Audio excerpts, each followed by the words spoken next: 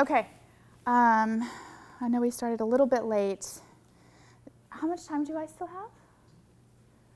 Do you think? Like half an hour. Okay, good. Okay, so I still have time for scenarios. Thank you, Zach. Yep.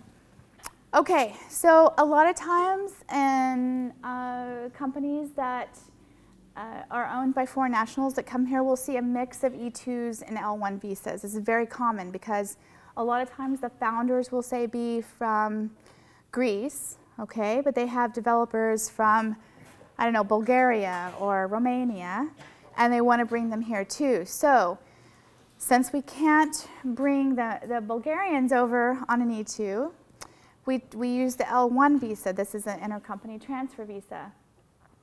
I have it can be from the national can be from any country, because unlike the E2, where you have to have everybody from the same country, the L, it doesn't matter where you're from, as long as you've worked for that company for at least 1 year outside the United States, then that company can petition you to come over and work for them temporarily. If it's a new company and you haven't been established for more than 1 year, you'll get a 1-year visa that can be renewed for 3 years after that, and another 3 for a total of 7. So it's a very, it's a pretty long visa. You have 2 types of L1s. You have the executive and the managerial. That's the more CTO, CFO, CDO roles. And then you have the specialized knowledge. This tends to go more towards the developers, the ones, the marketing specialists maybe, that have built the company overseas and you want to bring them here to help you build your marketing team. That's where I see that a lot. Ownership issues. With an L1, it's a good visa, but you do have to watch the structure of your company. So for example, if you have a Greek company and you're opening up a US company, the easiest way to structure it from an immigration perspective is for one of those companies to own 100% of the other. Just keep that in mind. You don't want to have it where you've got this holding company somewhere that owns 10%, you have a trust that owns 20%. I mean, it just becomes, we can figure it out, but I'm always trying to help people keep things simple because it keeps costs down. So just keep that in mind. And then startup issues.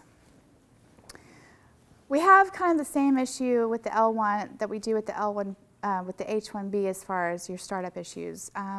You really need to have a place of business, which is a little bit frustrating for everybody in the startup world because, again, you don't really need a lot of space initially. We've been successful in getting immigration to understand that a co-working space is a viable option. So I think over the last year that's been acceptable. I don't like it, but it's been acceptable. You need to include an org chart. You even need to include potential hires, not just what exists now, but you really need to show immigration that you have the capacity to hire more people. You need to show that you've been capitalized, and your business plan and your financial projections are also important to this, as well as the H-1B. I'm going to try to speed through this a little bit faster. Just briefly, on extraordinary ability O1 visas, I know most of you have probably heard of these. Traditionally, they've been reserved for the more kind of elite, very top of your field individuals. Now I see that the officers are much more, they'll consider people that have been successful in business. That's what I'm trying to get at.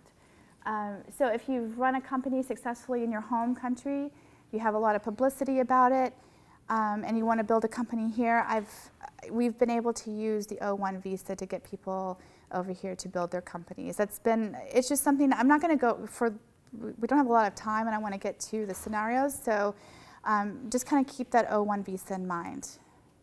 It's a pretty practical visa because you don't have a salary attached to it, and it can be renewed indefinitely. So it's a pretty good option. And I think this is going to be available. If it's not, you can always email me. These are the criteria for getting an O. I was going to go over them, but we don't have a lot of time. And I think I'm going to skip through the green cards as well. Is anybody interested in hearing about how to get a green card, or should I skip over to the scenarios? When does the lottery end, the application? The deadline was yesterday, I think. Oh, but I actually have it on here. Just do it. Whenever you have a chance, go ahead and apply, because you will be amazed at how you could luck out and get it, and it's a really easy way to get a green card. And just for those of you who are in process for some reason, either on the family-based or employment-based, just so you know, when you hear the word visa bulletin, this is what attorneys in the government go by to determine your ability to get a visa. I just put it up there because I wanted you to hear the word, at least know what it is.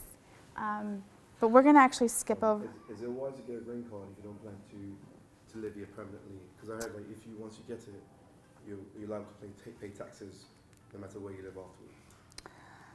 Yeah, there's lots of tax implications. So if it's individually based, so you would just need to get some tax advice, okay? Because some countries it's fine. We have treaties with some countries, so you only have to pay taxes in one location, but it's a bit of an issue.